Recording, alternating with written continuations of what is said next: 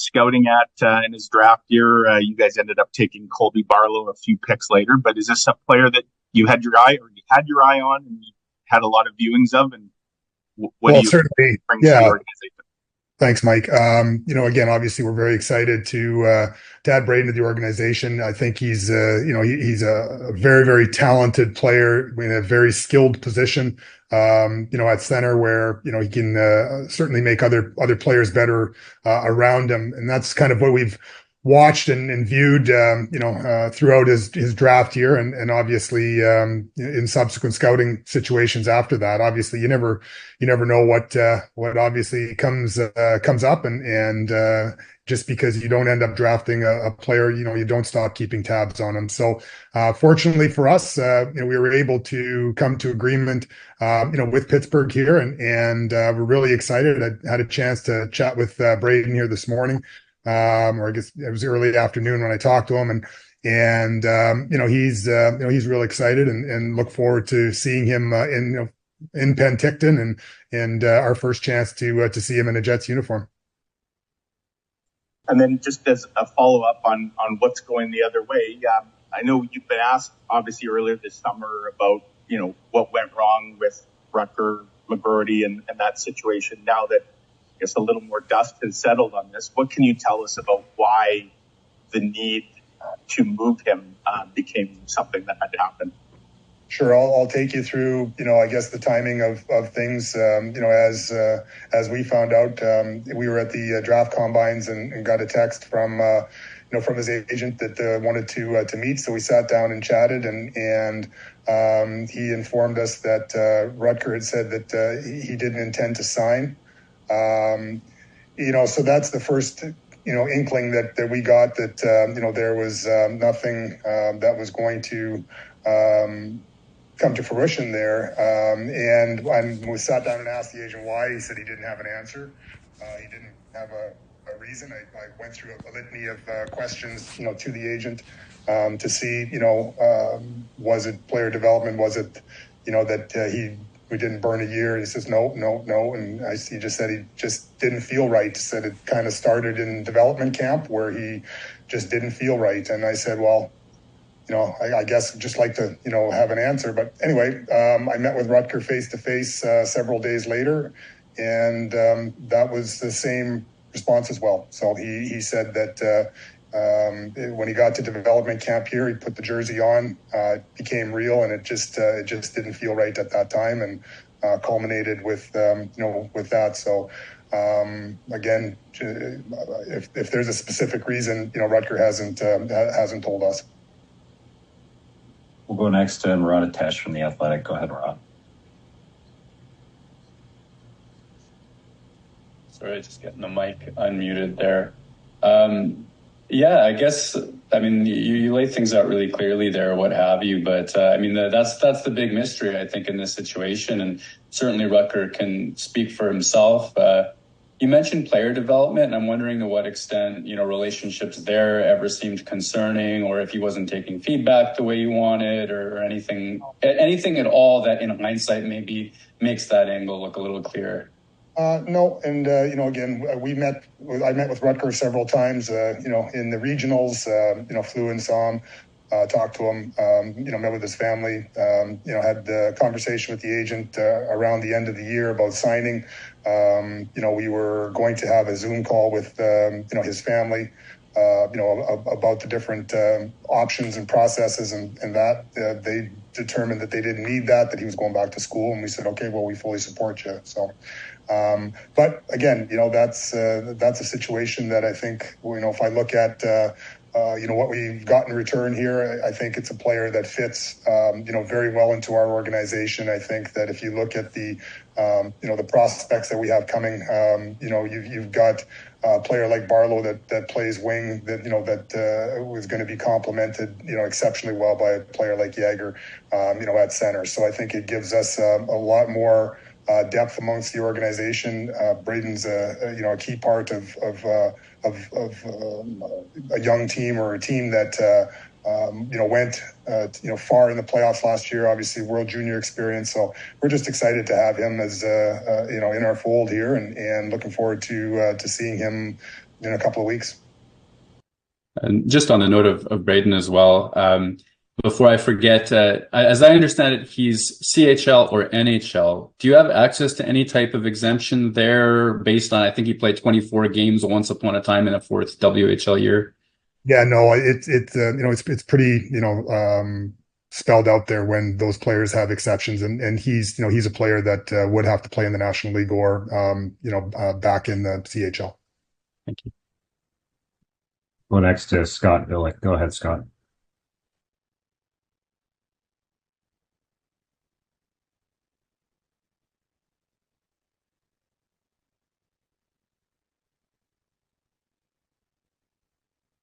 I remember these days of Zoom. We're not hearing anything coming through, Scott.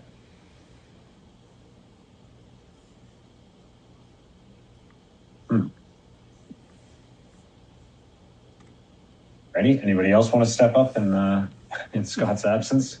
I go on. Yeah, I can take. Oh, go ahead, Dave.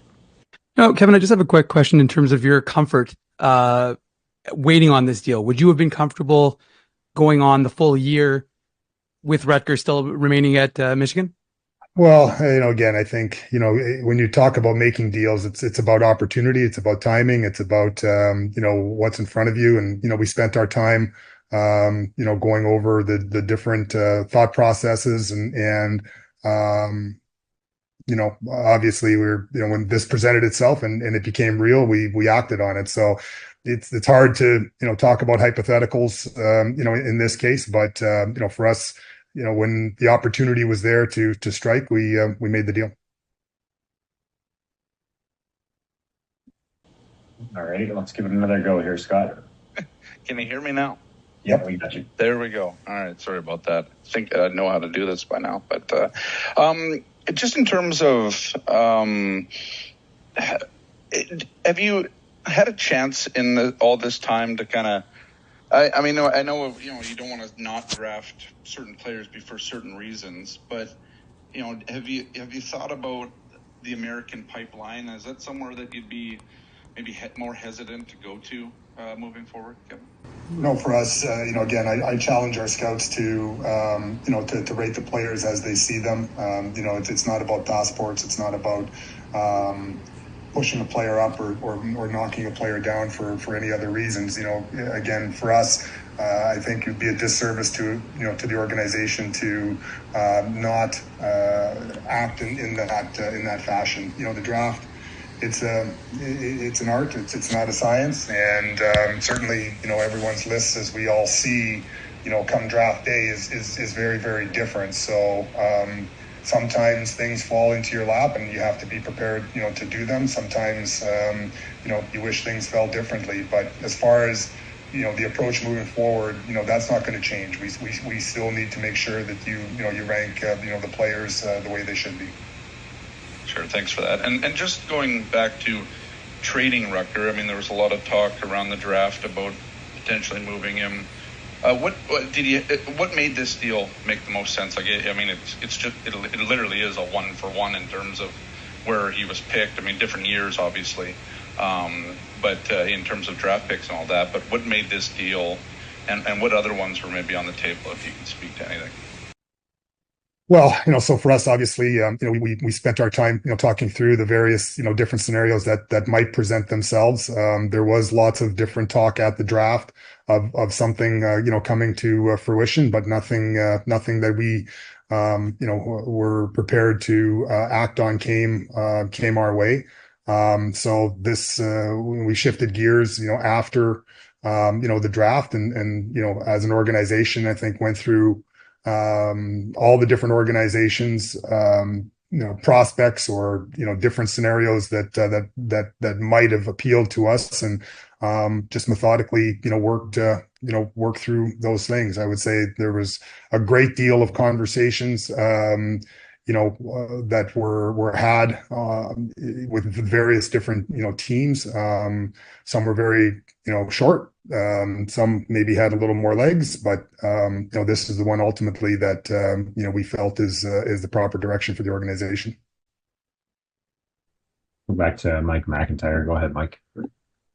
Kevin, just I realize this is hypothetical because it didn't happen, but had Rucker signed, I imagine as an organization, were you prepared to have him, come to training camp, and if he had earned a spot on the team, that's where he would have started? There was nothing conveyed to him about where he would start next season and perhaps time in the American Hockey League. Like, can you just speak to whether that was a factor from your end at all here?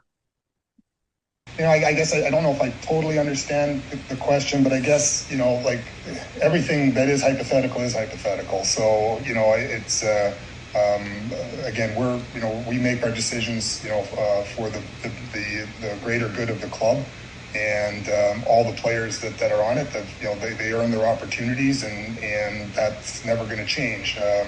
Again, every situation, again, it has its own kind of parameters around it or whatever. But, as far as, we're concerned here, training camp, from the drop of the puck at training camp, anybody, has a great shot at making this team, if they, deserve it and earn it. And, I don't think that changes much at all moving forward. Go back to Murat. Go ahead, Murat. Thanks, Gregor. Yeah, did he or his camp ever sort of ask for assurances about his path to the NHL, whether it was just a fair shot or 9 games or even more than that? We've never had that conversation once. And then also, also on the topic, I guess, of all of this. Actually, let me pivot. I also wanted to ask today about Cole Perfetti and conversations in that regard. I know camp's coming up. Sometimes these get done partway through camp. How are discussions going? How often are they happening? How close are you? Again, I did have a conversation with his camp yesterday.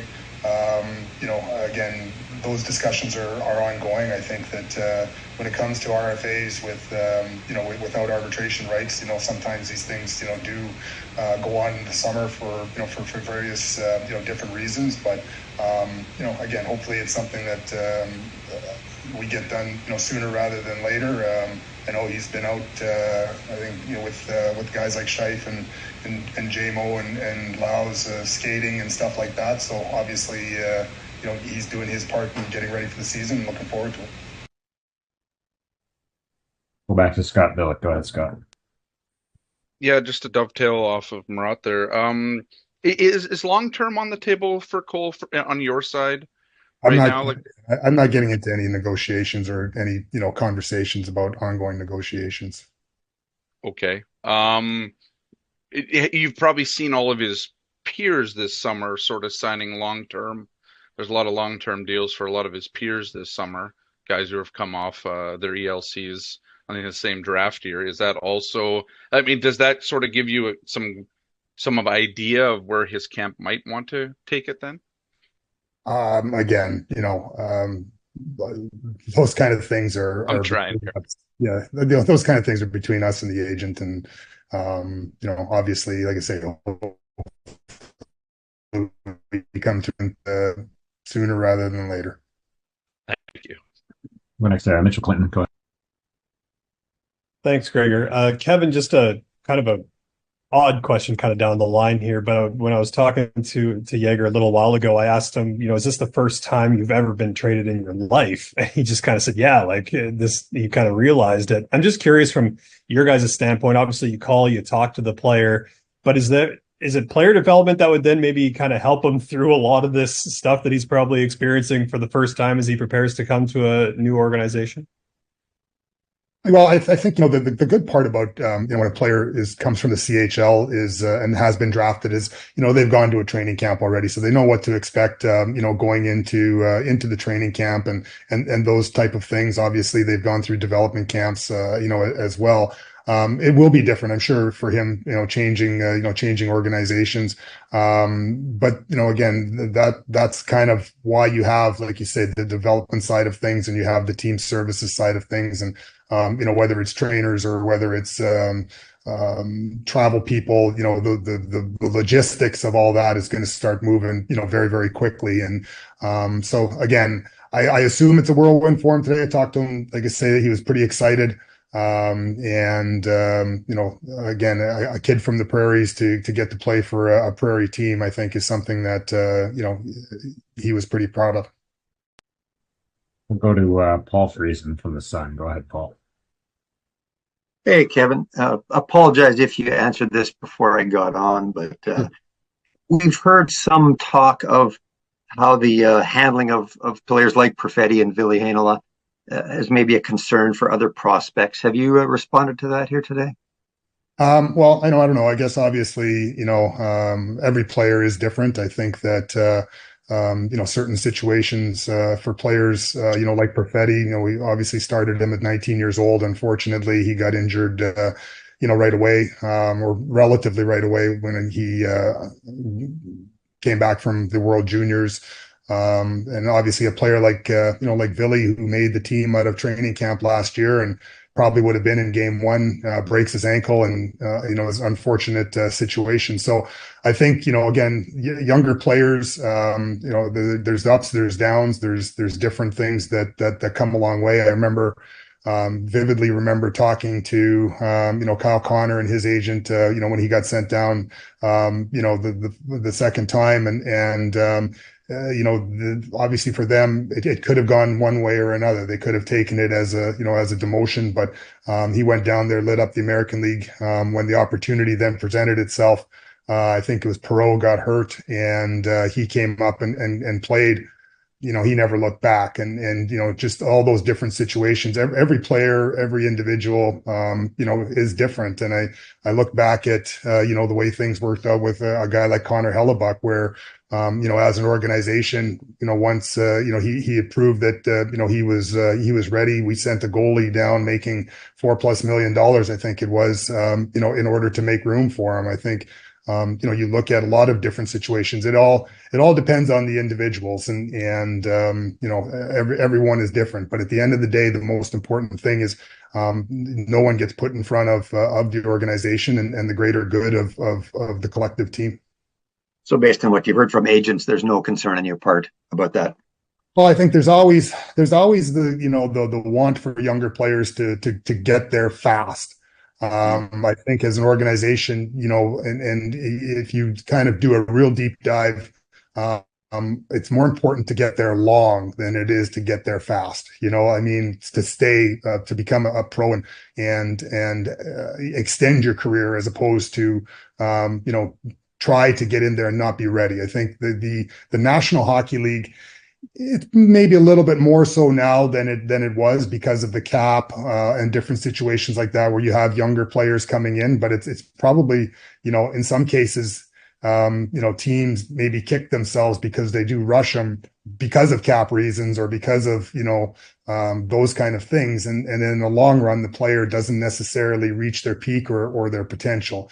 So that's why, it is important to look at every situation, differently. And, so that's kind of how you have to approach it with, with younger players.